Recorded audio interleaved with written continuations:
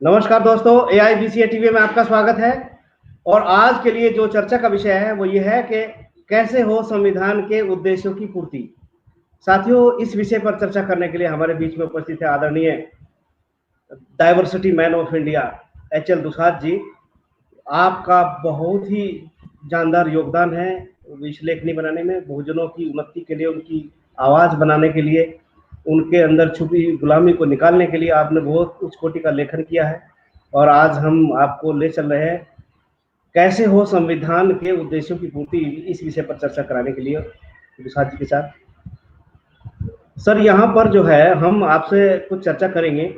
जैसे 25 नवंबर 1949 को संविधान निर्माता डॉक्टर अंबेडकर ने संविधान पर चर्चा के दौरान राजनीतिक लोकतंत्र को सामाजिक और आर्थिक लोकतंत्र में रूपांतरित करने को सुझाव देते हुए कहा था कि भारत में दो बातों का अभाव है और ये है सामाजिक और आर्थिक असमानता। इस सिलसिले में उन्होंने राष्ट्र को चेतावनी देते हुए कहा था कि हमें कम से कम समय में आर्थिक और सामाजिक विषमता का खात्मा कर लेना होगा, नहीं तो विषमता से पीड़ित राजनीतिक लोकतंत्र की धज्जियां उड़ा देंगी, जिसे इस संविधान सभा ने इतनी मेहनत से बनाया है। ये बात बाबा साहब ने 25 नवंबर 1949 को जो संविधान सभा की जो तृतीय में इसकी थर्ड रीडिंग हो रही थी, संविधान की तृतीय वाचन के दौरान, समापन के दौरान ये बात कही थी। तो जो है अब इस में मेरा सवाल आपसे ये है, अब आप ये बताइए कि आजाद भारत के शासकों ने क्या बाबा साहब की उस चेतावनी को ध्यान में रखा है, क्या उस पर ध्यान दिया है? अगर नहीं दिया है तो उसका परिणाम किस रूप में सामने आया है? क्योंकि ये बात हमारे लिए बहुत बड़ी महत्वपूर्ण है कि जो हमारे संविधान निर्माताओं ने जो चेतावनियां दी थी सामाजिक और आर्थिक विषमता दूर करने के लिए, क्या आजाद भारत के शासकों ने उन चेतावनी पर गौर किया? अगर गौर नहीं किया तो उसका परिणाम किस रूप में सामने आया?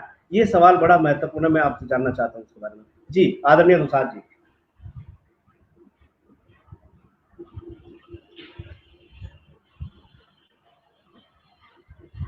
पश्चात आपके प्रति आभार प्रकट करता हूं कि आपके माध्यम से सामाजिक न्याय की आवाज जो है बहुत दूर तक जा रही है और इसमें मुझे भी सहभागी बनने का अवसर आप सुलभ करा रहे हैं, इसलिए आभार प्रकट करता हूं। बाकी जो सवाल आपने किया सर, ये वास्तव में संविधान से जुड़ा बहुत ही महत्वपूर्ण सवाल रहा, जिसकी ज्यादातर संविधान विशेषज्ञ या संविधान पर चर्चा करने वाले लोग इग्नोर करते रहे। बाबा साहब ने 25 नवंबर 1949 को यह चेतावनी पार्लियामेंट के सेंट्रल हॉल से राष्ट्र के नाम दी थी। जैसा उन्होंने कहा, आपने बतलाया कि उन्होंने कहा था कि 26 नवंबर 1950 से हम एक एडवर्स लाइफ में प्रवेश करने जा रहे हैं, एक विपरीत जीवन में प्रवेश करने जा रहे हैं। राजनीति के क्षेत्र में मिलेगी समानता, लेकिन आर्थिक और सामाजिक क्षेत्र में मिलेगी भीषण गैर बराबरी। यदि हम इस विषमता का निकट भविष्य में खात्मा नहीं किया, निकट भविष्य उन्होंने कहा था सर, नियर मोस्ट फ्यूचर, तो यदि नियर मोस्ट फ्यूचर में इसका हम खात्मा नहीं करते हैं तो विषमता से पीड़ित जनता डेमोक्रेसी के उस स्ट्रक्चर को डिस्ट्रॉय कर सकती है जिसे संविधान निर्मात्री सभा ने इतनी मेहनत से बनाया है। ये बड़ी महत्वपूर्ण चेतावनी थी सर, और संविधान निर्माता की इस चेतावनी को ध्यान में रखते हुए ही आजाद भारत के शासकों को संविधान को इंप्लीमेंट करना चाहिए था। लेकिन भारी अफसोस के साथ कहना पड़ता है सर कि वास्तव में इस देश के जो आजाद भारत के शासक रहे, उन्होंने बाबा साहब की इस बहुत ही महत्वपूर्ण चेतावनी की अनदेखी कर दिया। उन्होंने आर्थिक और सामाजिक गैर बराबरी के खात्मे की दिशा में कोई प्रयास ही नहीं किया। जो प्रयास भी किया वो बड़ा साधारण रहा, जबकि प्राथमिकता इसी को मिलनी चाहिए थी। अब यदि हमारे आजाद भारत के शासक बाबा साहब की चेतावनी को ध्यान में रखते हुए आर्थिक और सामाजिक विषमता के खात्मे की दृष्टि से कुछ कदम उठाए होते तो उनको क्या करना पड़ता? चूंकि आर्थिक और सामाजिक गैर बराबरी की उत्पत्ति सर सारी दुनिया में, भारत ही नहीं सारी दुनिया में आर्थिक और सामाजिक गैर बराबरी की उत्पत्ति शक्ति के स्रोतों के, सोर्सेज ऑफ पावर के, लोगों के विभिन्न तबकों और उनकी महिलाओं के मध्य असमान बंटवारे से होती है। सोर्सेज ऑफ पावर चार होते हैं: आर्थिक, जिसमें ऑल अर्निंग एक्टिविटीज आ जाती है।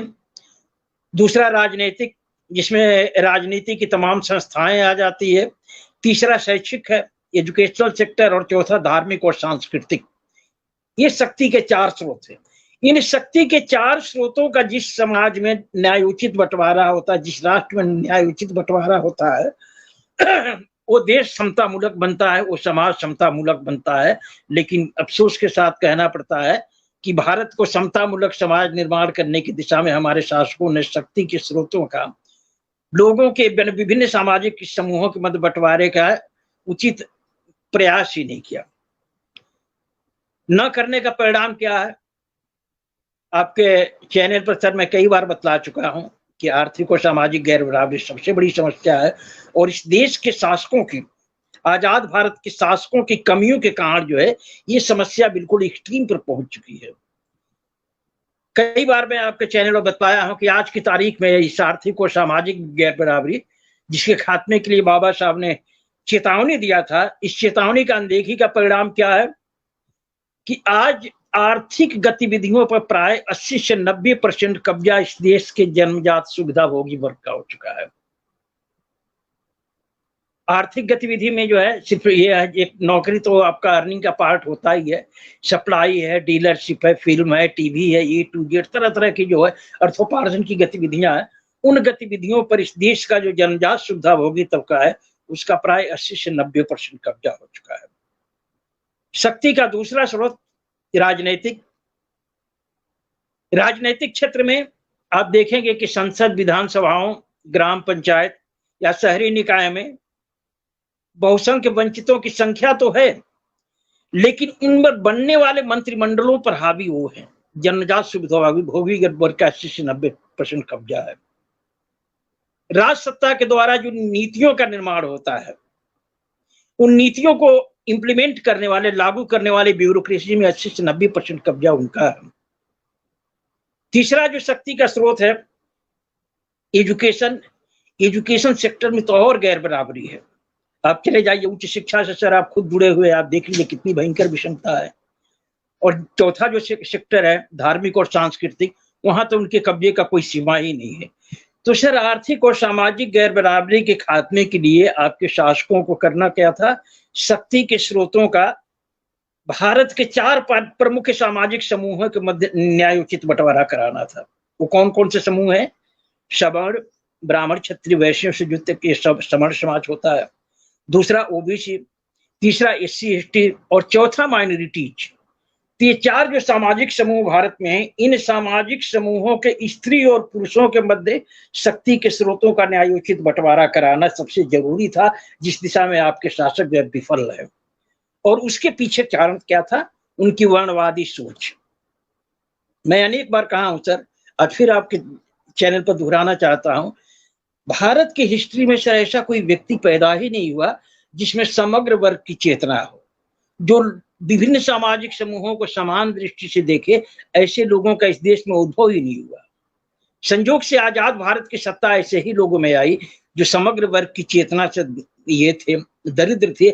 इस दरिद्रता के कारण वो जो है कुछ खास समूहों के मध्य शक्ति के स्रोतों का बंटवारा करने के सिवा बाकी को इससे पूरी तरीके से वंचित कर दिया। नतीजा क्या है कि भारत जैसी आर्थिक और सामाजिक गैर बराबरी, जो कि मानव जाति की सबसे बड़ी समस्या है, पूरी दुनिया में कहीं है नहीं। आपने अपने प्रश्न में पूछा सर कि बाबा साहब ने ये जो चेतावनी दी थी, इसकी अनदेखी का परिणाम क्या हुआ? मैं आपको बताना चाहूंगा सर कि संभवतः 2006 में माओवादियों ने ऐलान कर दिया था कि हम 2050 तक भारत के लोकतंत्र के मंदिर पर बंदूक के बल पर कब्जा कर लेंगे।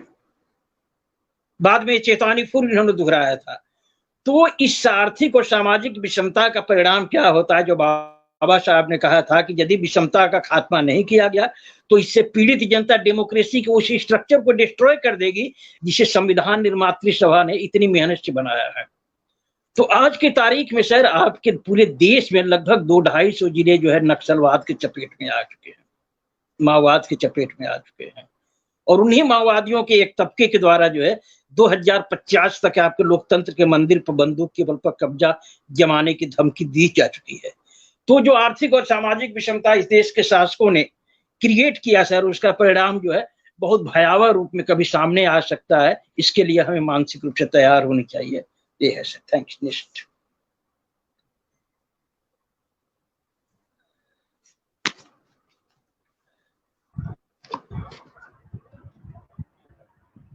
सर, आपने एक बात बहुत अच्छी कही, जो जिस तरह से जो है कि ये अलोकतांत्रिक शक्तियां हावी होने का प्रयास की, और उन्होंने कहा था कि जो है हम बंदूक के नोक पर इस देश के इस लोकतंत्र पर कब्जा कर लेंगे। ये निश्चित रूप से कि खात्मे की ओर उठा हुआ एक कदम था, और ये आजाद भारत के शासकों की चेतावनी की अनदेखी का ये परिणाम जो है ये सामने नजर आता है कि जो जिन शासकों को बाबा साहब ने वो सामाजिक आर्थिक विषमता खत्म करने के लिए जो चेतावनियां दी थी, उन्होंने उस तरह के उसे दूर करने के लिए कोई ठोस कदम नहीं उठाए।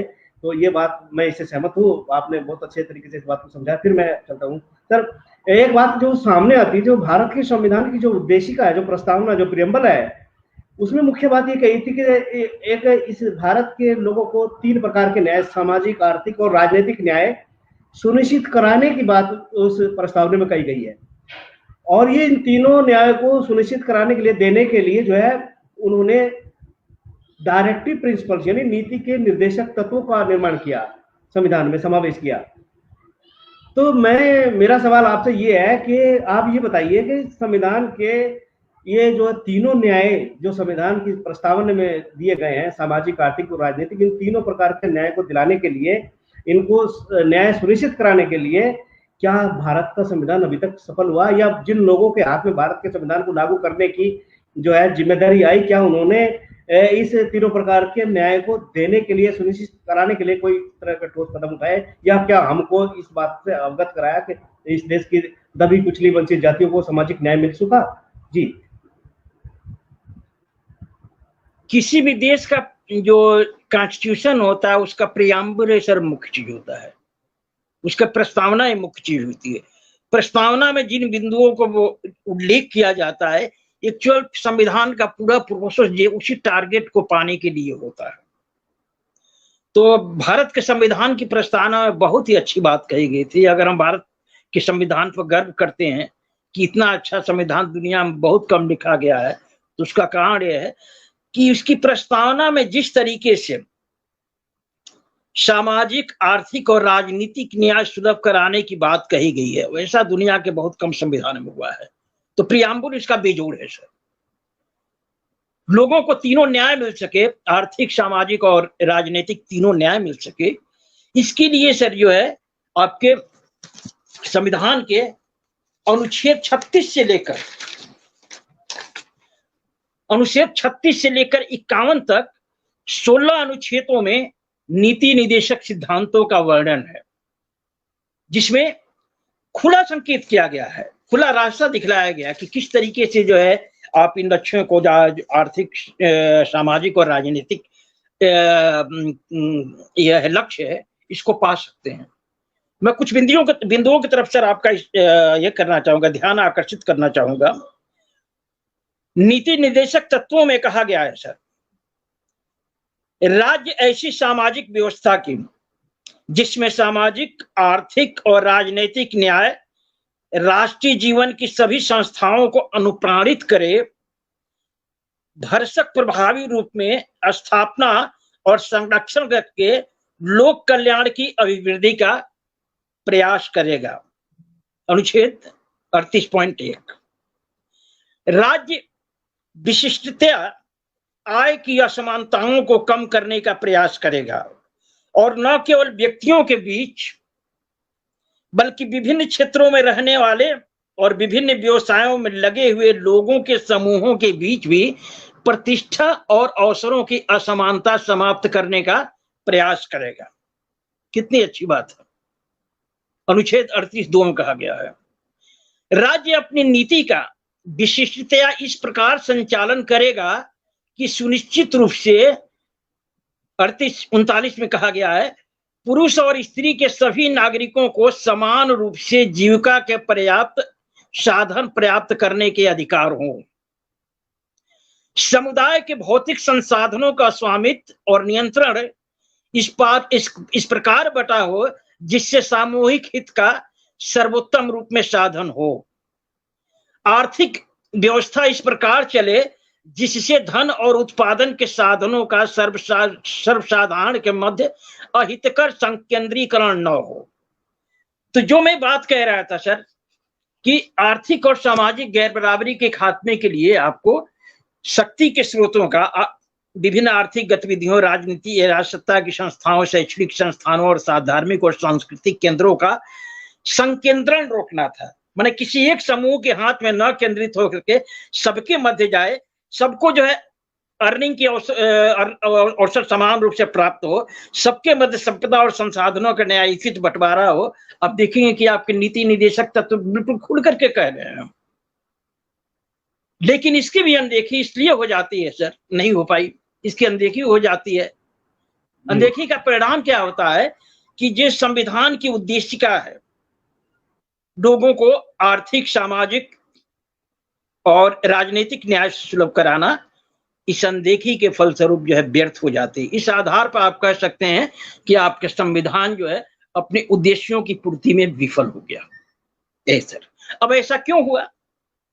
यदि हम कारणों के तहत आपको तह में जाने की कोशिश करेंगे सर, तो बस उसी बात को दोहराना पड़ेगा जो मैंने आपके पहले सवाल के जवाब में बताया है कि अर्थात जो है बाबा साहब की चेतावनी को ध्यान में रखते हुए इस देश के शासकों को शक्ति के स्रोतों का लोगों के विभिन्न तबकों और उनकी महिलाओं के मध्य जो है न्यायोचित बंटवारा कराना जरूरी था। चूंकि इस दिशा में अग्रसर नहीं हुए, इसलिए सामाजिक और आर्थिक विषमता का तो फैलाव हुआ ही, संविधान अपने उद्देश्यों में विफल हो गया। अगर शक्ति के स्रोतों का न्यायोचित बंटवारा होता तो आज जो है आपका जो है जो संविधान के जो प्रस्तावना में जो बात कही गई है कि संविधान लोगों को आर्थिक, राजनीतिक, सामाजिक न्याय सुलभ कराएगा, शायद वो सपना नहीं रहता, लेकिन मेरे ख्याल से आज की तारीख में अपने आप में सपना बन के रह चुका है सर। निश्चित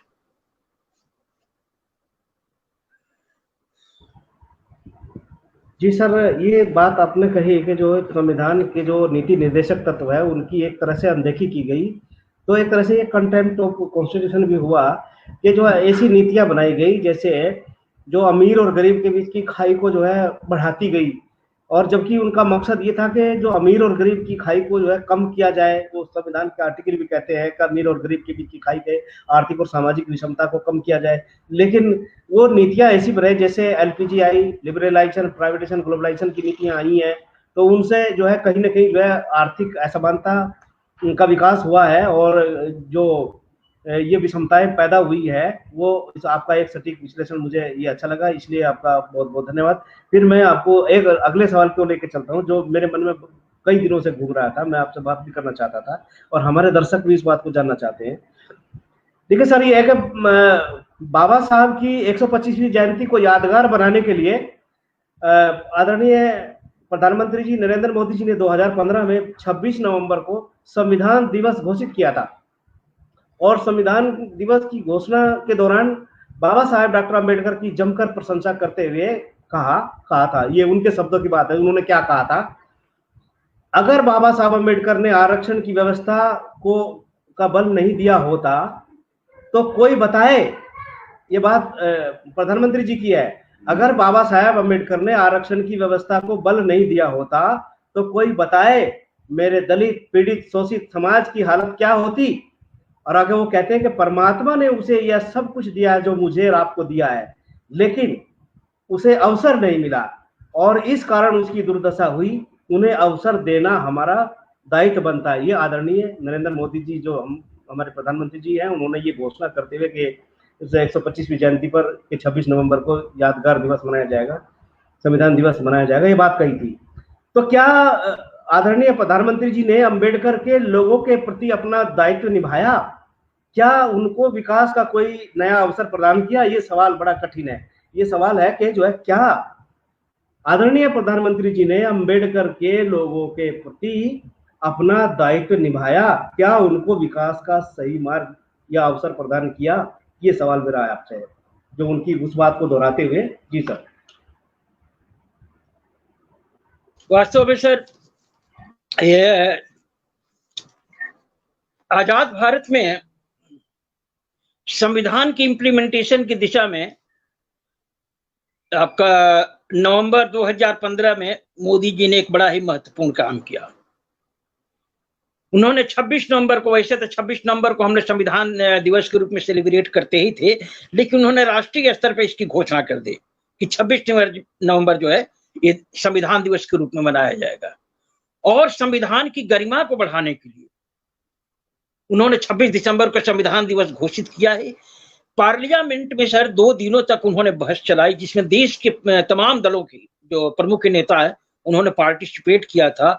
और मुझे नहीं लगता है कि विगत जो है 1-2 दशकों में संविधान पर इतनी डिटेल में कभी चर्चा हुई जैसा कि नरेंद्र मोदी जी ने कराया था।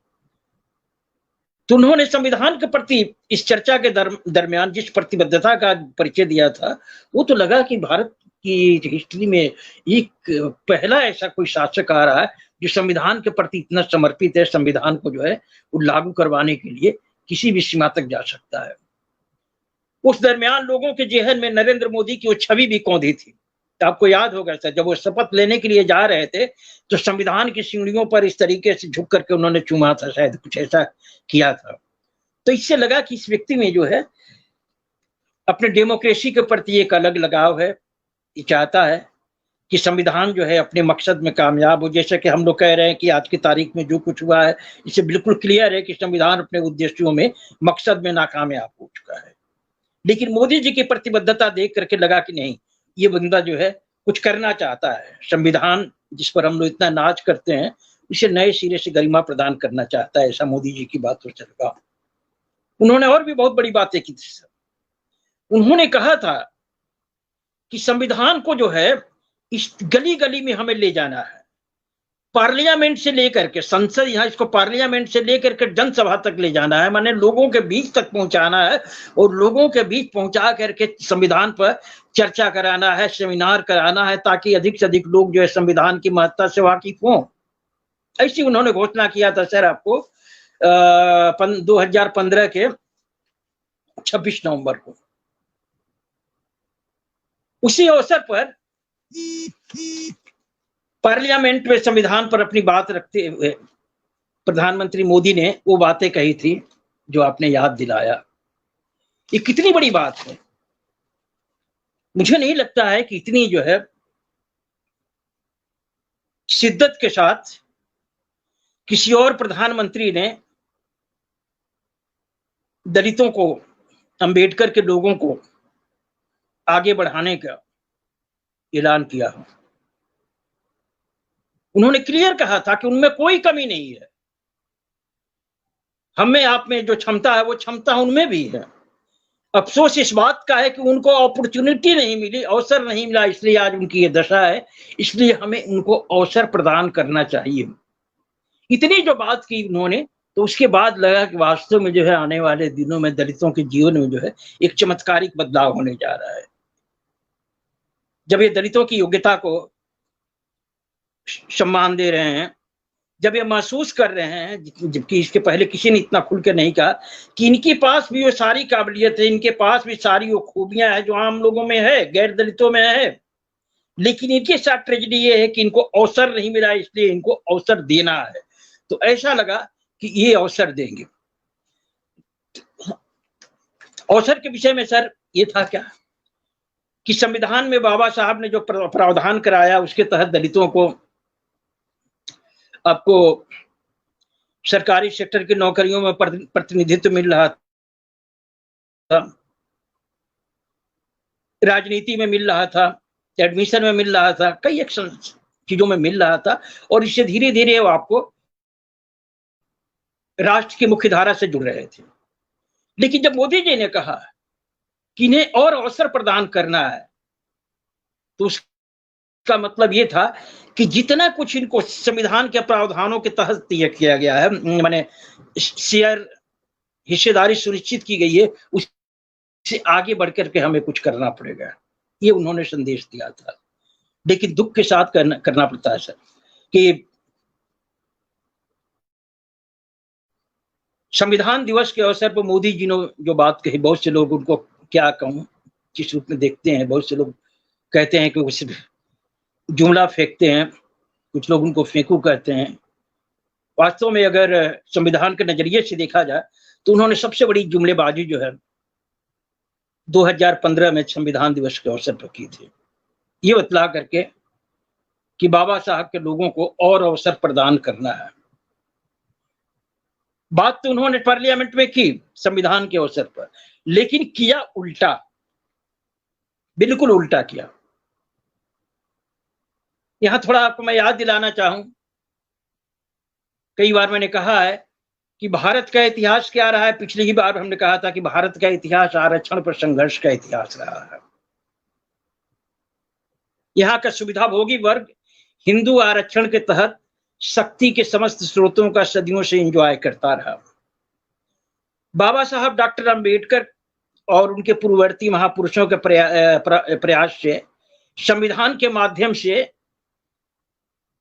जो वर्ण व्यवस्था के वंचित है, शूद्र अतिशूद्र प्रवर्ती काल में ओबीसी इसमें शामिल होते हैं, उनको जो है रिजर्वेशन के माध्यम से शक्ति के स्रोतों में हिस्सेदारी मिलने का एक प्रोसेस शुरू होता है।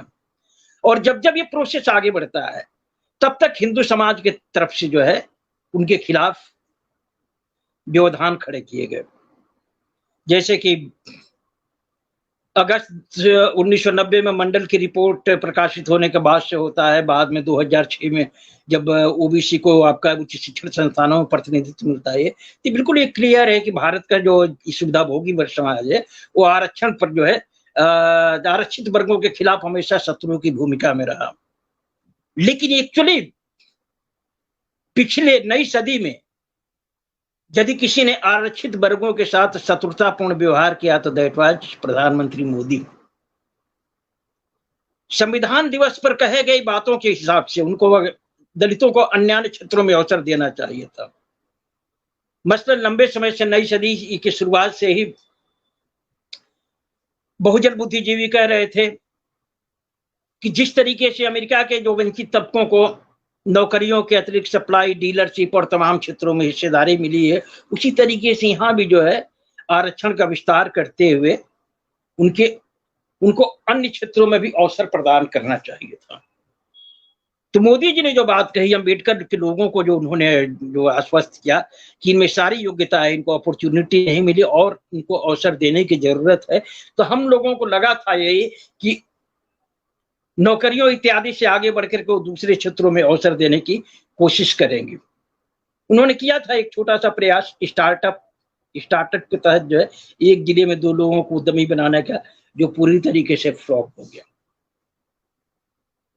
तो नया तो कुछ किया नहीं। उसके बाद उनकी सारी जो गतिविधियां रही सर, वो सिर्फ और सिर्फ जो है दलितों के लिए अर्थोपार्जन का एकमात्र जो सम्मानजनक जो स्रोत था, जो बिल्कुल गारंटेड स्रोत था अर्थोपार्जन का, वो था आरक्षण के माध्यम से मिली नौकरियां। उन्होंने 2015 के बाद से बहुत ही जुनून के साथ जिन क्षेत्रों में दलितों को आरक्षण मिलता रहा उन्हें जो है उन्होंने निजी क्षेत्र में देने की कोशिश किया, उनको डैमेज करने की कोशिश किया ताकि आरक्षण का प्रावधान ही वहां पर न रहे। और इस बात की खुली घोषणा उनकी मंत्रिमंडल के एक वरिष्ठ सदस्य नितिन गडकरी ने 5 अगस्त 2018 को कर दिया। उन्होंने कह दिया कि आरक्षण खत्म हो चुका है, लिहाजा अब इसका कोई अर्थ नहीं रह गया है। तो खुद मोदी के वरिष्ठ मंत्री ने कह दिया था कि आरक्षण जो है खत्म हो चुका है, और आरक्षण अगर खत्म हुआ तो इस दिशा में आपका जो है योगदान, नरेंद्र मोदी का योगदान बहुत बड़ा था।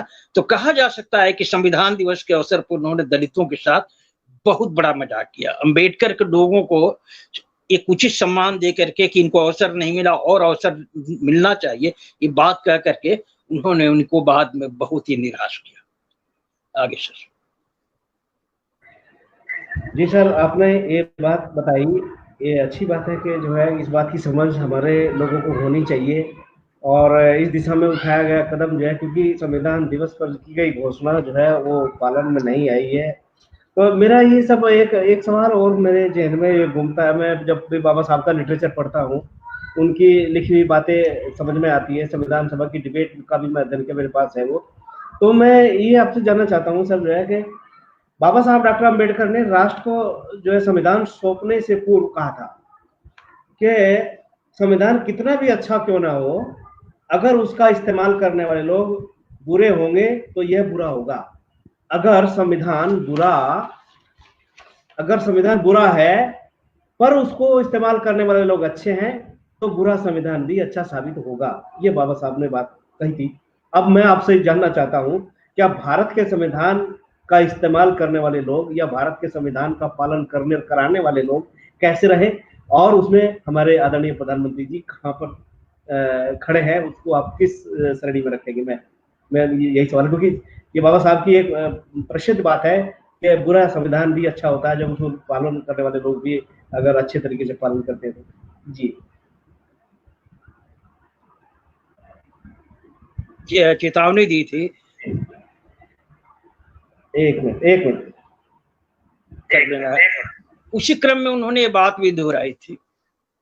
कुछ लोगों ने सवाल उठाया था संविधान की उपयोगिता पर, तब उन्होंने यही बात कहा था कि संविधान जितना भी अच्छा क्यों न हो, यदि उसे लागू करने वाले लोग सही नहीं, उनकी नीयत सही नहीं है, तो अच्छा से अच्छा संविधान भी व्यर्थ हो सकता है। और अगर लागू करने वाले लोग सही हैं तो बुरा से बुरा संविधान भी जो है अपना बढ़िया परिणाम दे सकता है। ये बात जो है अब आज की तारीख में इस देश की जो स्थिति है सर, जैसे हमने बताया कि बाबा साहब ने जो कहा था कि आर्थिक और सामाजिक गैर बराबरी का नियर मोस्ट फ्यूचर में खात्मा कर लेना चाहिए। आर्थिक और सामाजिक गैर बराबरी जो मानव जाति की सबसे बड़ी समस्या है और जो भारत में सबसे भीषणतम रूप में व्याप्त है, इसका मतलब कि एक मोर्चे पर हम फेल हो गए। संविधान की प्रस्तावना में कहा गया था, उद्देशिका में कहा गया था कि भारत का संविधान लोगों को सामाजिक, आर्थिक और राजनीतिक न्याय सुलभ और सुनिश्चित कराएगा। और ये जो आर्थिक और सामाजिक न्याय सुनिश्चित कराने की बात है सर, ये अपने आप में सपना बन के रह गया है। तो इस तरह से विफलता मिली उनकी चेतावनी की। लेकिन ये जो सारी बातें हुई है सर, अगर आर्थिक और सामाजिक गैर बराबरी का खात्मा ना हो सका, अगर संविधान अपने मकसद में कामयाब ना हो सका, लोगों को सामाजिक, आर्थिक और राजनीतिक न्याय सुलभ कराने में व्यर्थ हुआ, तो उसके पीछे सबसे बड़ा वही बात थी। बाबा साहब ने जो आशंका जाहिर की थी कि अगर संविधान को लागू करने वाले लोग सही नहीं होंगे, तो वास्तव में भारत के संविधान के साथ जो सबसे बड़ी ट्रेजेडी हुई सर, वो बहुत दावे के साथ कहा जा सकता है कि इसको इंप्लीमेंट कराने वाले लोग अच्छे लोगों की श्रेणी में गिने जाने लोग नहीं थे, अच्छे लोगों की कैटेगरी में शामिल होने लायक नहीं थे। अगर होते तो क्या करते? जैसे मैं बतलाया कि आर्थिक और सामाजिक गैर बराबरी के खात्मे के लिए शक्ति के स्रोतों का सवर्ण, ओबीसी, एससी, एसटी और या को माइनॉरिटीज के मध्य न्यायोचित बंटवारा कराने की कोशिश करते। अगर उनकी मंशा सही होती तो आर्थिक और सामाजिक और राजनीतिक न्याय सुलभ कराने के लिए वही शक्ति के स्रोतों का न्यायोचित बंटवारा करते। तो हर तरह से कराना जरूरी था। और उसके लिए जैसा आपने बतलाया कि नीति निर्देशक जो सिद्धांत है संविधान के, जो 16 अनुच्छेदों में बटा हुआ, उसमें क्लियर जो है उनको रास्ता भी दिखला दिया गया था कि अगर आप ऐसे ऐसे करो तो संपदा संसाधनों का न्यायोचित बंटवारा हो पाएगा। तो प्योर उनको रास्ता दिखलाया गया था, गाइडलाइन भी दी गई थी। बावजूद उसके जो है इतना क्लियर भी होने के बावजूद भी यदि वो विफल हो गए तो इसका कारण ये था कि उनकी नीयत सही नहीं थी। वो आर्थिक और सामाजिक विषमता का खात्मा नहीं करना चाहते थे। वो लोगों को सामाजिक, आर्थिक और न्याय सुलभ कराने के प्रति आग्रही नहीं थे, क्योंकि उनकी सोच के दायरे में सिर्फ और सिर्फ इस देश का जन्मजात सुविधा भोगी वर्ग था। जिन लोगों के हाथ में इस देश की सत्ता रही, वो आपको वर्ण व्यवस्था के सुविधा भोगी वर्ग रहे। वर्ण व्यवस्था के सुविधा भोगी कैसे? जैसे मैंने कई बार कहा है ऐसा कि वर्ण व्यवस्था बेसिकली संपदा और संसाधनों के बंटवारे की व्यवस्था रही। इसमें प्रत्येक वर्ण के लिए स्वधर्म पालन के नाम पर प्रोफेशन तय रहे। ब्राह्मणों के लिए इंटेलेक्चुअल और रिलीजियस प्रोफेशन, साथ में जो है राज्य संचालन में एडवाइज का काम। क्षत्रियों के लिए लैंड ओनरशिप, डिफेंस डिपार्टमेंट उनकी रहा, राजा वही बनेंगे। वैश्यों के लिए जो है ट्रेड, कॉमर्स, व्यवसाय, वाणिज्य इत्यादि उनकी है। तो वर्ण व्यवस्था संपदा और संसाधनों के बंटवारे की व्यवस्था रही, और उसने बहुत ही सुपरिकल्पित रूप से वेल प्लान वे में शक्ति के सारे स्रोत जो है इनके हाथ में सुरक्षित करा दिए गए, सवर्णों के हाथ में दे दिए गए। लेकिन इसके साथ एक बड़ी मनोवैज्ञानिक बात हुई सर। ये व्यवस्था जो वर्ण व्यवस्था रही, इसमें संपदा और संसाधनों का बंटवारा होता है, इसके पीछे जो है धर्मादेशों की भूमिका रही, और उन धर्मादेशों के विषय में ये अवधारणा रही कि ईश्वर की वाणी हमने नहीं, मैन क्रिएटेड नहीं है, गॉड क्रिएटेड है। अर्थात गॉड ने ही जो है पूर्व जन्म के कर्मों के आधार पर ब्राह्मण क्षत्रिय वैश्यों को शक्ति के स्रोतों के भोग का अधिकारी बनाया है। तो हिंदुओं की जो डिवाइन फिलोसफी है सर, हिंदुओं का जो दैविक सिद्धांत है, इस दैविक सिद्धांत के फलस्वरूप भारत का ये जो सुविधाभोगी वर्ग है, ब्राह्मण क्षत्रिय वैश्यों से युक्त सवर्ण समाज है, इस शक्ति के स्रोतों का इंजॉय करना, एक अधिकार भोग करना अपना दैविक अधिकार समझता है। उसकी नजरों में जो गैर सवर्ण है, जैसे वर्ण व्यवस्था के अगर बंटवारे की व्यवस्था है, तो मैंने बताया सर कि जो शूद्र है आपकी 85% आबादी है, इस आबादी के लिए हिंदू धर्मशास्त्र मनु का जो लॉ है, जैसे आज हम बाबा साहब डॉक्टर अंबेडकर के संविधानों के द्वारा देश को परिचालित होते हुए देख रहे हैं, इसके पहले जो धार्मिक विधानों के द्वारा देश परिचालित होता रहा, जिसको हम मनु का लॉ कहते हैं।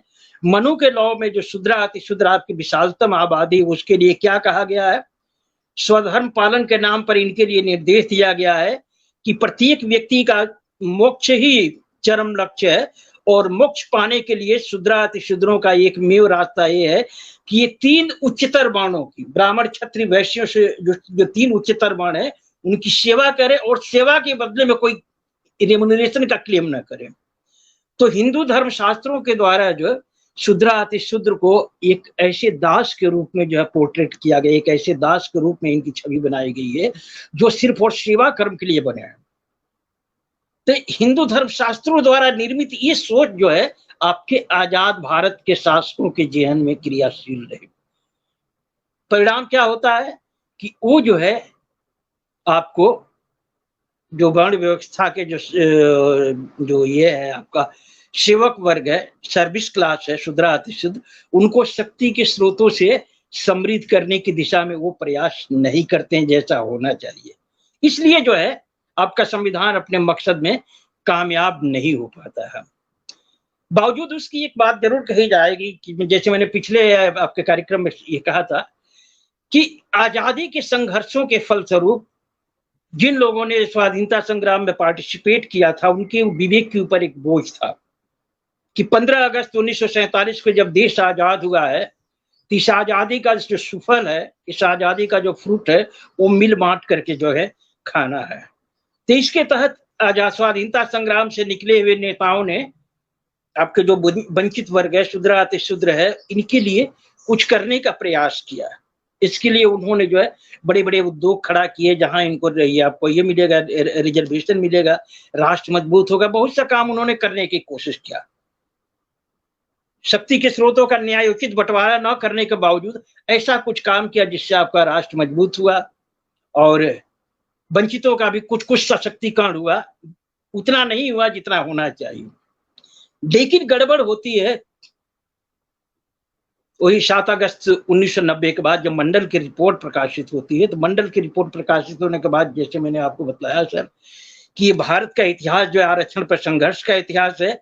जब आरक्षण का विस्तार होता है, जब रिजर्वेशन का एक्सटेंशन होता है 7 अगस्त 1990 को, उसके बाद से इस देश का जो जन्मजात सुविधाभोगी वर्ग है वो शत्रु की भूमिका में आ जाता है और अपने वर्ग शत्रुओं को, शूद्र अतिशूद्रों को फिनिश करने के लिए इसका हर तबका जो है अपने काम में जुट जाता है। जो इंटेलेक्चुअल तबके के लोग हैं, लेखक इत्यादि, आप उनकी भूमिका देखिए मंडल के बाद से क्या है। मीडिया की भूमिका आप नहीं भूले होंगे, छात्रों की भूमिका भी आपके जेहन में होगी कि किस तरीके से मंडल की रिपोर्ट प्रकाशित होने के बाद से वो आत्मदाह से लेकर के राष्ट्र की संपदा दाह में जुड़ जाते हैं। लेकिन उसके खिलाफ जो सबसे खतरनाक रूप में संगठन सक्रिय होता है वो है आपका आरएसएस संगठित होता है।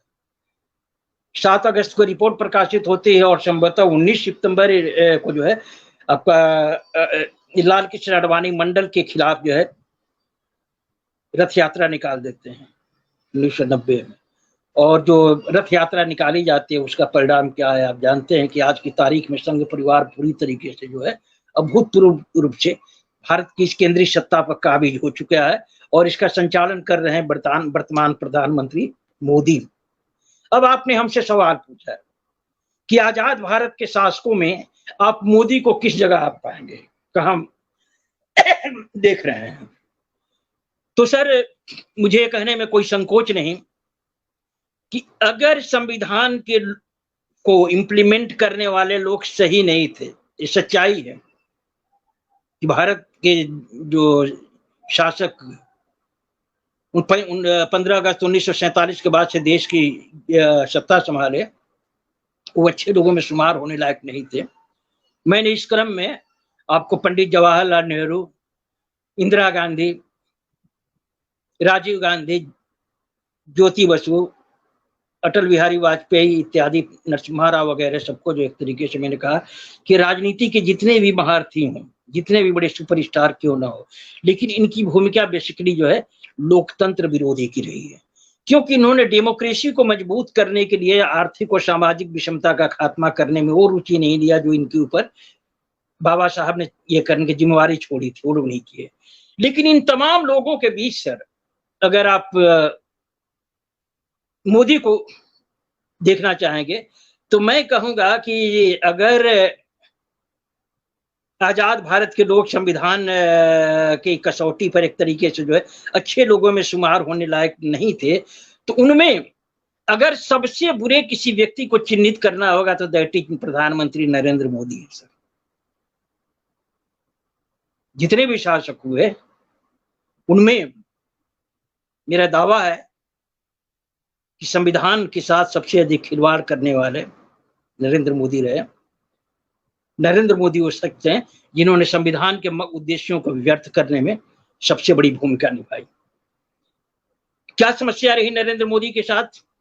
नरेंद्र मोदी के साथ वही समस्या रही कि इस संघ परिवार से संघ प्रशिक्षित जो है ये राजनेता है, ये आरएसएस के कार्यकर्ता रहे और आरएसएस वो है जिसे आज की तारीख में आप कह सकते हैं हिंदू धर्म संस्कृति का ठेकेदार है आरएसएस। जो हिंदू धर्म के प्रावधान है उसको इम्प्लीमेंट करवाना जो है संघ अपनी नैतिक जिम्मेवारी मानता है। इसलिए संघ ने बहुत पहले जो है आपको हिंदू राष्ट्र निर्माण की घोषणा कर दिया था। संघ का खुला एजेंडा है सांस्कृतिक राष्ट्रवाद। सांस्कृतिक राष्ट्रवाद का मतलब होता है कि भविष्य में हम इस देश को जो है जिस तरीके से इस्लामिक कंट्री आपको कुरान के प्रावधानों के तहत परिचालित होते हैं, तो संघ के सांस्कृतिक राष्ट्रवाद का मतलब था कि आने वाले दिनों में ये भारत देश जो है डॉक्टर अंबेडकर के संविधान से नहीं, ये चलेगा आपको धार्मिक प्रावधानों के तहत। इसके लिए वो जो है हिंदू राष्ट्र की परिकल्पना की घोषणा किया था। और आज की तारीख में संघ अपने सभी जो छोटे मोटे एजेंडे हैं लगभग काफी एजेंडे पूरा कर चुका है। मसलन जो है 376 अनुच्छेद का खात्मा उनके घोषणा में था, उसका लगभग उन्होंने खात्मा कर लिया है। आपका 3 तलाक के विषय में उनकी कुछ सोच थी, उसे भी उन्होंने पूरा कर लिया है। मंडल के खिलाफ जो उन्होंने राम मंदिर का जो अभियान चलाया था उसमें भी उनको सफलता मिली चुकी है, सारी चीजें सफल हो चुकी है। अब ये देश उस जगह पर खड़ा है जहां कभी भी हिंदू राष्ट्र की घोषणा हो सकती है। ये घोषणा होना बाकी है, लेकिन हिंदू राष्ट्र की दिशा में काम जो है शुरू हो चुका है। हिंदू राष्ट्र के लिए जो तैयारी चल रही है, उस तैयारी के तहत जो शूद्र अति शूद्र है उनको उस स्टेज में ले जाना जरूरी है जिसका प्रावधान जो है आपको हिंदू धर्म शास्त्रों में बतलाया गया है। जैसे मैं बतलाया कि हिंदू धर्म शास्त्रों के तहत जितने भी सोर्सेज ऑफ पावर है, आर्थिक, राजनीतिक, शैक्षिक और धार्मिक, उसके भोग का अधिकार जो है ब्राह्मण, क्षत्रिय, वैश्यों से युक्त सिर्फ और सिर्फ सवर्णों के लिए। हिंदू धर्म का प्राणाधार वर्ण व्यवस्था में शूद्र अति शूद्रों के लिए बस एक काम रहा, 3 उच्चतर वर्णों की सेवा, और ये सेवा जो है पारिश्रमिक रहित, सर्विस विदाउट रेमुनरेशन। तो घोषणा तो होनी बाकी है, लेकिन प्रधानमंत्री नरेंद्र मोदी उस दिशा में काम करना शुरू कर दिए हैं। और जिसके लिए मैं कहा कि आज की तारीख में अगर हिंदू धर्म के समक्ष सबसे बड़ी चुनौती है तो शूद्राति शूद्रों का उद्भव है। जो भीमराव अंबेडकर के संविधान के तहत जो प्रगति हुई, हम आप यदि कुछ बोल रहे हैं, लिख पढ़ रहे हैं, ये हिंदू धर्म के लिए सबसे बड़ी चुनौती है, क्योंकि हमारा आपका जो ये काम है ये हिंदू धर्म के खिलाफ है। अब जो लोग हिंदू राष्ट्र का निर्माण करना चाहते हैं, सोचिए कि हमारी आपकी गतिविधि उनके सीने पर जो है किस तरीके से मूंग दलने वाली बात है। तो प्रधानमंत्री मोदी आज की तारीख में हिंदू राष्ट्र की घोषणा वो कभी भी कर सकते हैं, लेकिन हिंदू राष्ट्र में जो स्थिति होनी चाहिए उस दिशा में वो आगे बढ़ रहे हैं। उसके तहत जो है शक्ति के सारे स्रोत जो है उन्होंने सवर्णों के हाथ में देने का लगभग जो है वो चैप्टर काफी हद तक पूरा कर लिया है। इसी क्रम में शक्ति के स्रोतों से बहिष्कृत करना भी उनका एजेंडा है, शूद्राति शूद्रों को। ये काम जो है संविधान के रहते कठिन था, क्योंकि जब डॉक्टर अंबेडकर का संविधान इम्प्लीमेंट होगा तो कोई भी अपॉर्चुनिटी, कोई भी किसी भी क्षेत्र में जब अवसरों की घोषणा होगी तो संविधान के प्रावधानों के तहत जो है जो दलित, आदिवासी, ओबीसी इत्यादि को जो है उसमें शेयर मिलना ही है, उनकी हिस्सेदारी सुनिश्चित होती है। अब उनके सामने सबसे बड़ी चुनौती थी कि संविधान के रहते हुए किस तरीके से इस देश को उस स्टेज में लाया जाए जहां आदर्श हिंदू राष्ट्र का वो दिखाई पड़े, रिफ्लेक्शन मिले, हिंदू राष्ट्र की, आदर्श हिंदू राष्ट्र की झलक दिखे। इसके लिए उन्होंने जो है एक बड़ा काम किया। संविधान को बाईपास करते हुए प्रधानमंत्री मोदी ने पिछले 6 सालों में बड़ी बेरहमी के साथ जो है उन सभी क्षेत्रों को निजी क्षेत्र में देने का एक प्रयास किया है जहां आपको आरक्षण मिल सकता था, रिप्रेजेंटेशन मिल सकता था। ये सिर्फ और सिर्फ हिंदू राष्ट्र की परिकल्पना के तहत हो रहा है। आप देखें, मैं ये आपका जो है तमाम जैसे पुलिस सेक्टर में जो है भारी मात्रा में शूद्रों को मौका मिलता है। आज जो है पुलिस सेक्टर जो है निजी क्षेत्र में दिए जाने की बात चल रही है। स्कूल, मेरा बिल्कुल ये आपके चैनल पर मैं घोषणा करता हूं कि आने वाले कुछ महीनों में, कुछ साल के अंतर्गत आप देखेंगे कि सबसे अधिक आपके जो लोग हैं वो आपको एजुकेशन सेक्टर में, बिल्कुल प्राइमरी और हाई स्कूल में है, जहां हमारे लोगों को जॉब भी मिल रहा है और वो बच्चों को एजुकेट करके उनमें चेतना का भी प्रसार कर रहे हैं। तो इसका आमूल करने के लिए, नष्ट करने के लिए आप देखेंगे, आप पाएंगे कि आने वाले दिनों में सरकारी सेक्टर के जो स्कूल है बिल्कुल खत्म कर दिए जाएंगे। बस अड्डे बेचे जा रहे हैं, रेल अड्डे बेचा जा रहा है, रेलवे स्टेशन बेचा जा रहा है, हवाई अड्डा बेचा जा रहा है, बैंक खत्म किए जा रहे हैं, सारे के सारे जो खत्म किए जा रहे हैं सिर्फ और सिर्फ आपको हिंदू राष्ट्र के लिए। तो जैसे मैं बताया कि संविधान के रहते हिंदू राष्ट्र की परिकल्पना में कहीं बाधा था संविधान, तो संविधान को बाईपास करते हुए सारे के सारे चीजें जो है निजी क्षेत्र के हाथों में देने की कोशिश कर रहे हैं।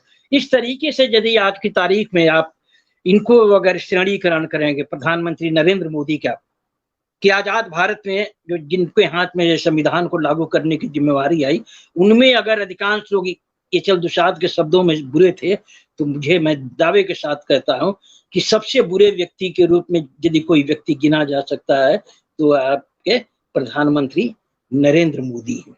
इन्होंने जिस तरीके से संविधान को डैमेज करने की कोशिश किया भारत में, उनके सामने सारे के सारे लोग बौने रहे। निश्चित। फिर लास्ट सवाल मेरा है आपसे जो है, क्योंकि बहुत बातें हो चुकी है, अब समय भी की एक सीमा है, क्योंकि एक सवाल हमारे जहन में जो घूमता है, यह तय है कि संविधान देश की बहुसंख्यक आबादी को सामाजिक, आर्थिक और राजनीतिक जो न्याय है जो पर्याप्त मात्रा में न सुलभ कराए पाने में जो है कुछ असमर्थता दिखाई दिया है।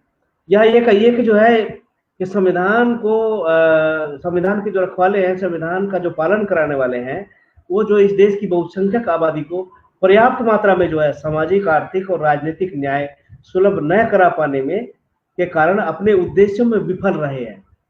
कौन? जो जिन लोगों के हाथ में संविधान को लागू कराने की बात सौंपी गई थी, तो ये एक तरह से विफल रहे हैं। अब आप ये बताया कि तीनों न्याय से वंचितों को संविधान के उद्देश्य को सफल बनाने के लिए क्या क्या करना चाहिए, क्योंकि आपने बहुत सारी बातें बताई, कौन व्यक्ति जो है इसको सबसे ज्यादा डैमेज किया है। तो अब ये सवाल खड़ा हमारे सामने होगा दलितों वंचितों के लिए, इस पिछड़े वर्ग के लिए जो है उनको क्या करना चाहिए ताकि वो अपना सामाजिक आर्थिक राजनीतिक और न्याय बरकरार रखे और उसको एक पर्याप्त मात्रा में सामाजिक आर्थिक न्याय ले सके। सही सवाल आपने पूछा है सर, बिना इसके जो है ये हमारी चर्चा अधूरी ही रहती है।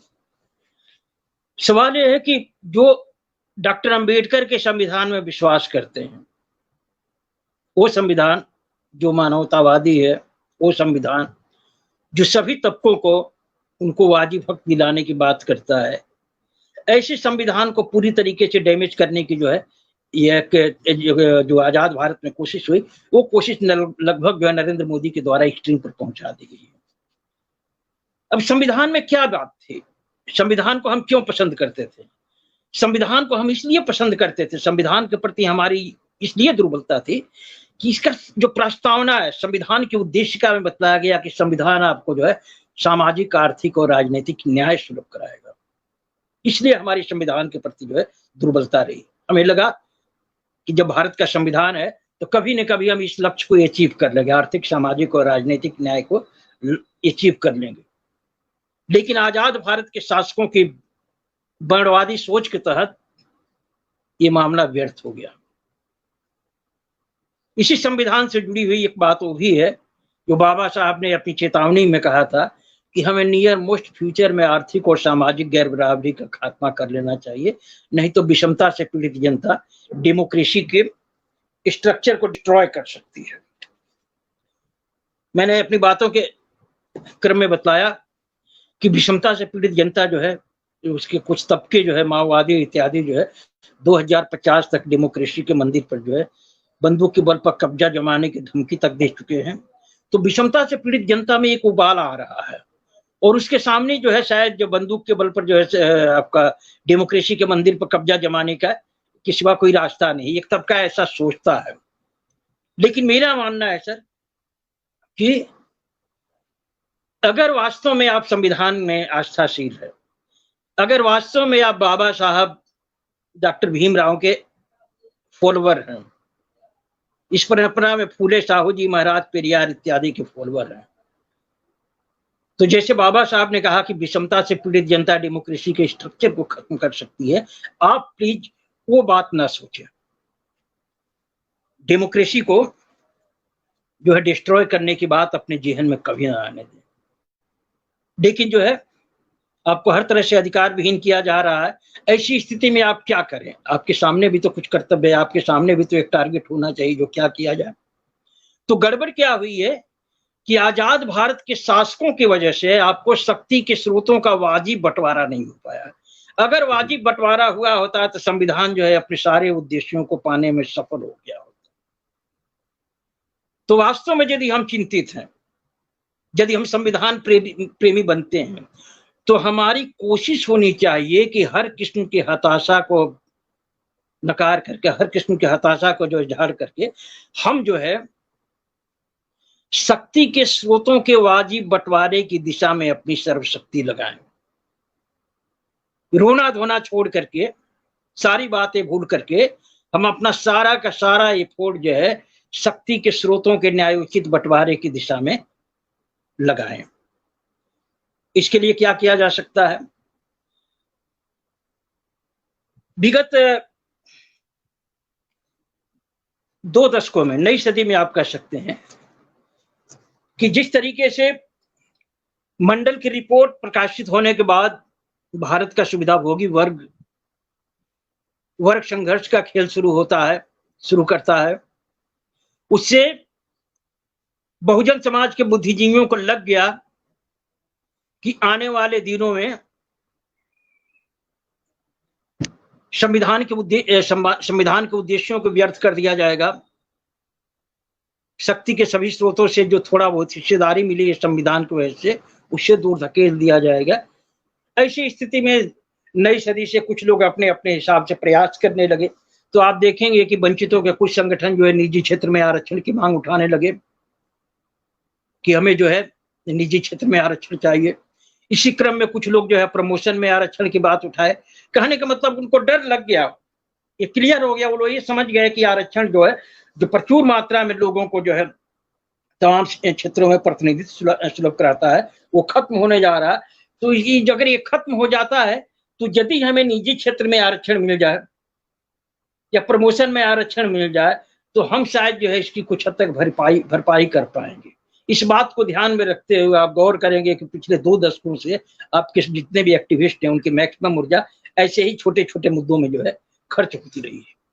लेकिन यहाँ आपको मैं बतला दूं सर, सन 2002 में जो भोपाल कॉन्फ्रेंस होता है, हिस्टोरिकल जो है भोपाल कॉन्फ्रेंस होता है, वहां पर दलित बुद्धिजीवियों ने मिलकर के समाज के अतीत, वर्तमान और भविष्य की जो रूपरेखा खींची थी, तो उसमें चंद्रभान जी ने एक बात बहुत ही क्लियर पानी की तरफ साफ कर दिया था।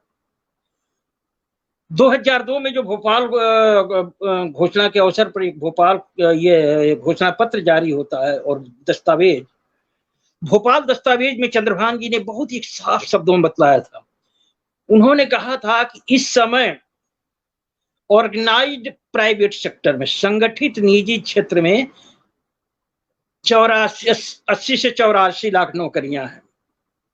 जो आप निजी क्षेत्र में आरक्षण की लड़ाई लड़ रहे हो, अगर आप अपनी लड़ाई में सफल हो जाते हो, SC/ST के लिए था सिर्फ 22.5% जिनका वो रिप्रेजेंटेशन है, तो उन्होंने साफ कहा था कि अगर आप अपने मकसद में कामयाब हो जाते हो और निजी क्षेत्र में आरक्षण पा जाते हो तो आपको क्या होगा, सिर्फ 19 लाख नौकरियां मिलेगी। 82 लाख के हिसाब से सिर्फ 19 लाख नौकरियां मिलेगी। इससे क्या हो जाएगा, जबकि आपके समाज की आबादी जो है ये है 26 करोड़ है, तो आज पूरे बहुजन समाज की आबादी अगर आप देखें सर तो जो है लगभग 100 करोड़ से ऊपर है।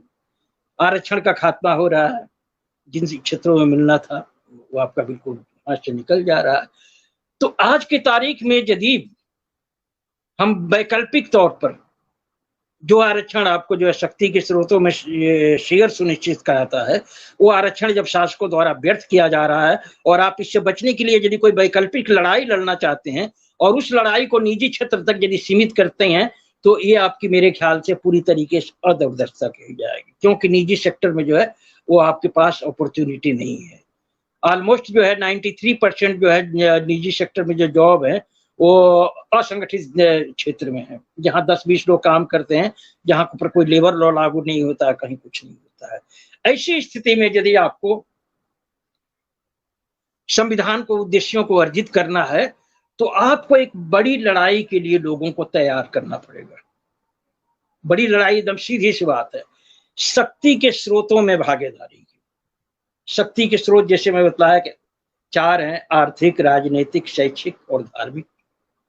तो आर्थिक में ऑल अर्निंग एक्टिविटीज आ जाती है, जिसमें अब तक तो हम सिर्फ नौकरी तक निर्भर रहे, नौकरी से आगे हमने सोचा नहीं। तो नौकरी से आगे बढ़ करके सप्लाई में, डीलरशिप में, ठेकेदारी में, ये जो ट्रांसपोर्टेशन में जो लाइसेंस दिए जाते हैं उसमें, पार्किंग, परिवहन, ऑल जो जितनी भी अर्थोपार्जन की समस्त गतिविधियां हैं सर, उसमें जो है लोगों में जज्बा पैदा करना पड़ेगा, आपको लोगों को समझाना पड़ेगा। ये मैं कहूं कि इसी क्रम में आपको थोड़ा सा विषयांतर कर दूं सर, कि आप जो है पूरी तरीके से जो है लड़ाई हार चुके हैं, लेकिन आपके साथ एक बड़ी ताकत है क्या, कि आज की तारीख में दुनिया के हिस्ट्री में कभी भी वंचितों की इतनी विशाल आबादी नहीं थी। तो यदि वंचितों में बदलाव की चाह पैदा हो जाए तो फिर जो है कोई रोक भी नहीं सकता है। तो आपके पास दुनिया की सबसे विशाल वंचित आबादी है। अब इस वंचित आबादी में आपको इंस्पिरेशन पैदा करना है, उसमें चाहत पैदा करना है, उसे समझाना है कि निजी क्षेत्र की नौकरियों में आरक्षण की लड़ाई से तुम्हारा कुछ होने वाला नहीं है, आरक्षण में प्रमोशन से भी आपका कुछ होने वाला नहीं है। तो ये छोटी छोटी बातें भूल करके आप बड़ा सपना देखो। शक्ति के सभी स्रोतों में, शक्ति के सभी स्रोतों का मतलब ये हो गया कि ऑल अर्निंग एक्टिविटी में आप अपने हिस्सेदारी की लड़ाई लड़ो। शक्ति का दूसरा स्रोत है राजनीतिक। तो राजनीतिक में जो है आपको ये ग्राम पंचायत, शहरी निकाय, विधानसभा और संसद की सीटें तक नहीं होती, यहाँ तो आपका प्रतिनिधित्व ठीक ठाक है। इनके बनने वाले जो मंत्रिमंडल, जहां से डिसीजन लिया जाता है, जहां से पॉलिसी बनी जाती है, तो मंत्रिमंडलों में जो है आप ये करो कि आपकी हिस्सेदारी होनी चाहिए। भारी संख्या में आपके बहुजनों के जो प्रतिनिधि है, जनप्रतिनिधि हैं, लेकिन वो जो निर्णायक है, जहां मंत्रिमंडल है, उसमें उनकी कोई भूमिका नहीं है, बिल्कुल आउटसाइड करके रखा गया। तो आपकी लड़ाई ये होनी चाहिए राजनीतिक ये में कि मंत्रिमंडलों में संख्या अनुपात में आपका हिस्सेदारी हो। आपको हिस्सेदारी की लड़ाई लड़नी पड़ेगी। मंत्रिमंडल के फैसलों को इंप्लीमेंट करने वाली जो ब्यूरोक्रेसी है, उस ब्यूरोक्रेसी में आपको संख्या अनुपात में अपनी भागीदारी की बात जो है लेने की बात सोचनी पड़ेगी। ये सपना जो है लोगों में देना पड़ेगा। मसलन आप ये देखें, जैसे अभी हाल ही में हमने देखा था कि शायद 80 से 90 जो प्रधान सचिव है उसमें ओबीसी का एक भी आदमी नहीं के बराबर आप है, निर्णायक पदों पर है ही नहीं। तो वही मैं कह रहा हूं सर कि संविधान के उद्देश्यों को इस देश के जो है वर्णवादी शासकों ने पूरी तरीके से व्यर्थ कर दिया। और आज की तारीख में प्रधान संघ परिवार के सौजन्य से तो ये देश जो है हिंदू राष्ट्र घोषित होने के कगार पर पहुंच गया है। और हिंदू राष्ट्र जब बनेगा तो उसमें हिंदू धर्म शास्त्रों में जो शूद्रों की स्थिति रही है, बिल्कुल जो है एक स्लेव की, एक दास की, उस स्थिति में आपको जो है बिल्कुल जाने के लिए तैयार कर लेना है। अगर आप ऐसे हालात से बचना चाहते हैं तो उसका एक ही उपाय है सर, जैसा मैं बताया कि दुनिया के इतिहास में इतनी विशाल जो है वंचित आबादी कभी आई ही नहीं। आपको इस वंचित आबादी को शक्ति के सारे स्रोतों में संख्या अनुपात में हिस्सेदारी की भावना से लैस करना पड़ेगा। एक बार यदि आप लैस करने में सफल हो जाते हैं सर, फिर यदि कोई आपको नहीं रोक पाएगा।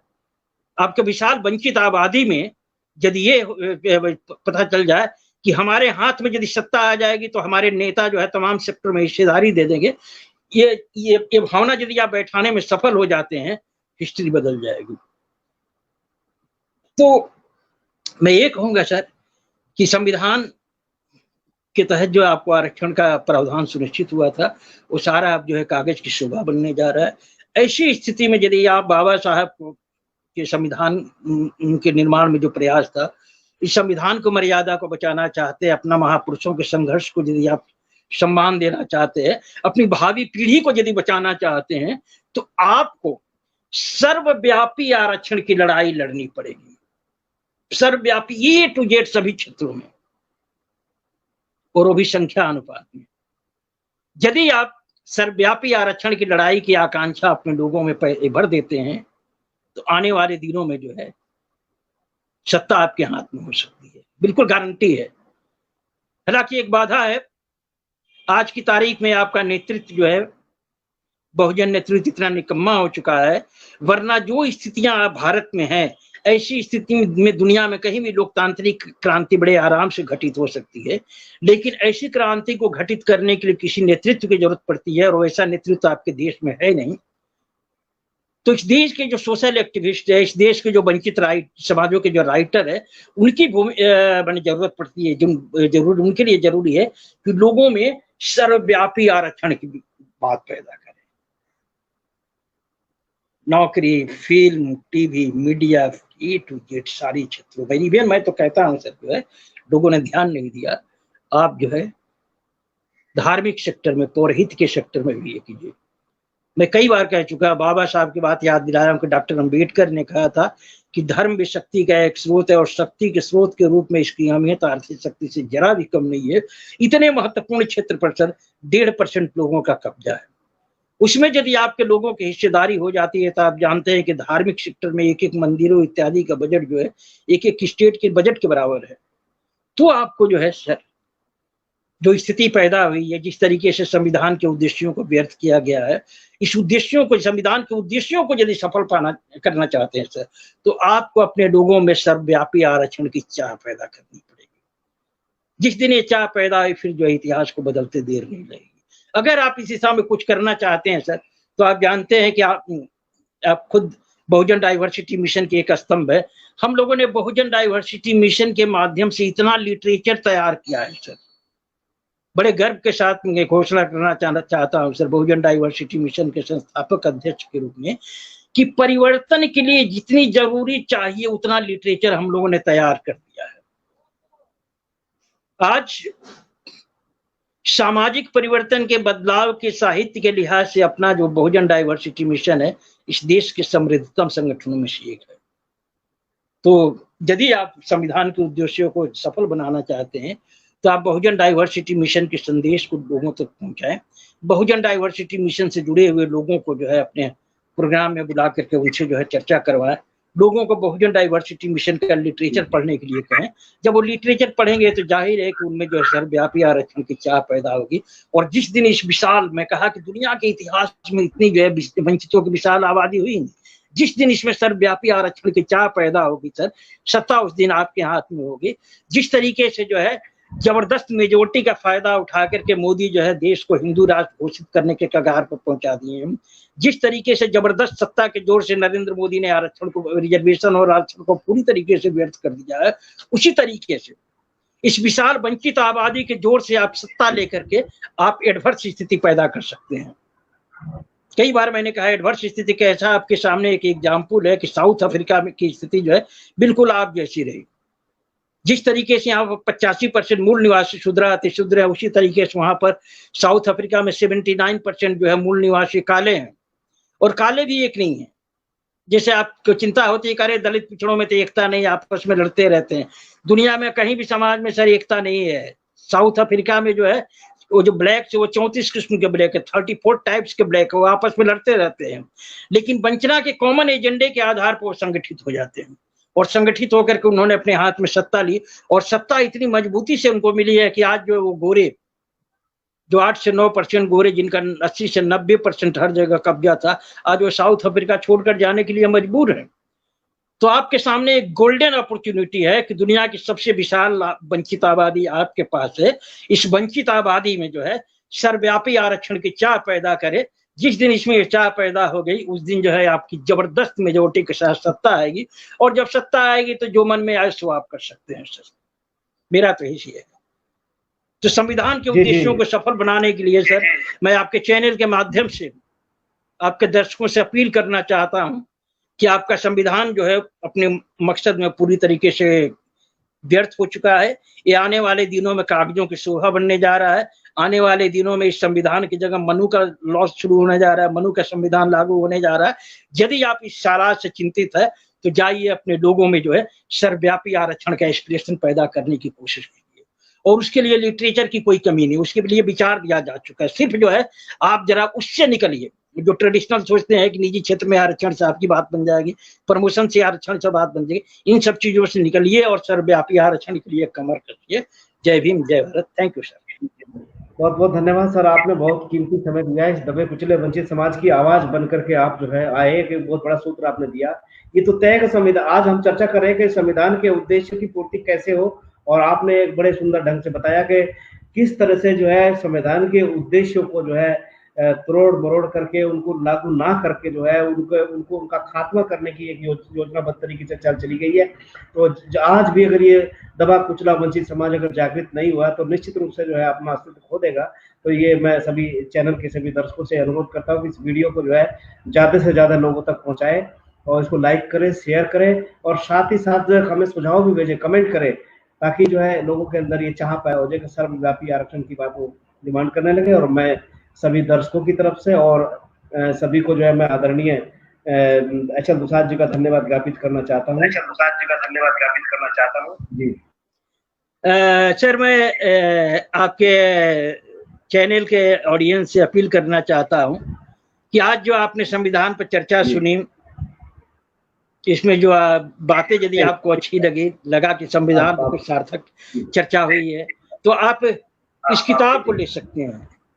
ये किताब जो सर ने जो बतलाया कि 2015 में प्रधानमंत्री नरेंद्र मोदी ने जब वो घोषणा किया कि संविधान दिवस ये किया जाएगा, उसमें जो है जितने नेताओं ने संविधान में भाषण दिया था उनके भाषणों का संग्रह है और भी बहुत सी बातों को समेट करके इसमें क्लू देने की कोशिश किया गया कि कैसे संविधान के उद्देश्यों को सफल बनाया जा सकता है। यदि ये चाहते हैं तो आप सर से संपर्क करें, अपने जीत सिंह कश्यप से, मुझसे भी संपर्क कर सकते हैं। ये किताब अमेजन पर भी अवेलेबल है। Thanks sir. जी जी जी, बहुत बहुत धन्यवाद। एक बार दिखाई रही है सर, एक बार वो दिखाइए किताब को सर, किताब को दिखाइए सर, एक बार। ये है सर ना जी, स्थिर करके नहीं दिख रही है, एकदम रोक दीजिए, बस रोक दीजिए, हिलाइए मत। जी थैंक यू सर।